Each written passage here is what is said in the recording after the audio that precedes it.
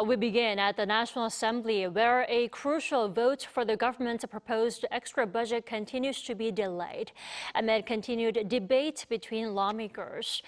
For more on the fate of this bill, we connect with our correspondent Moon Hye-ryeon on the line. Hye-ryeon, what's the latest at the Parliament? Good evening, Tammy. The National Assembly's plenary session to vote on the new administration's first supplementary budget bill has been repeatedly delayed, with disagreements continuing to cloud the process. Lawmakers were scheduled to vote on the bill on Friday afternoon at 2 p.m., but the session was pushed back following last-minute talks to finalize the bill at the Special Committee on Budget and Accounts meeting and internal divisions within the ruling Democratic Party.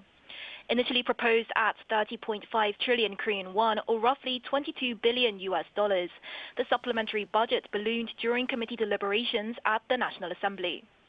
The version passed by the Budget Committee now totals just over $23 billion, with the increase largely driven by two contentious items: a consumer voucher program and the restoration of special activity funds for 4 government agencies, including the Presidential Office. The inclusion of the prosecution in these special activity funds is what has sparked opposition within the DP, with one lawmaker calling it not appropriate on social media.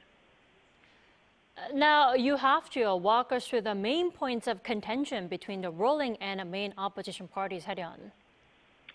Right, so leading up to the vote, the two parties have been clashing over the bill's key provisions, particularly around how and where the additional spending should be directed. At the heart of the bill is the ruling party's push for livelihood recovery through direct support for households in the form of vouchers that can be used like a gift certificate at small local businesses.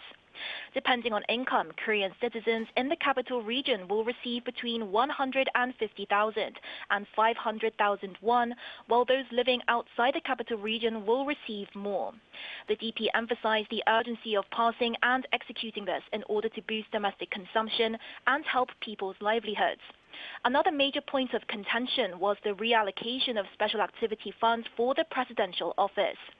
The DP proposed restoring the funds, which are typically used for confidential or discretionary purposes, a move that drew sharp criticism from the PPP.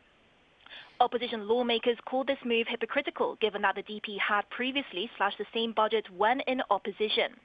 But the DP holds a majority in the National Assembly and can push the bill through on its own without the opposition People Power Party's backing, which is what is expected to happen after the PPP declared earlier today that it would be abstaining from voting.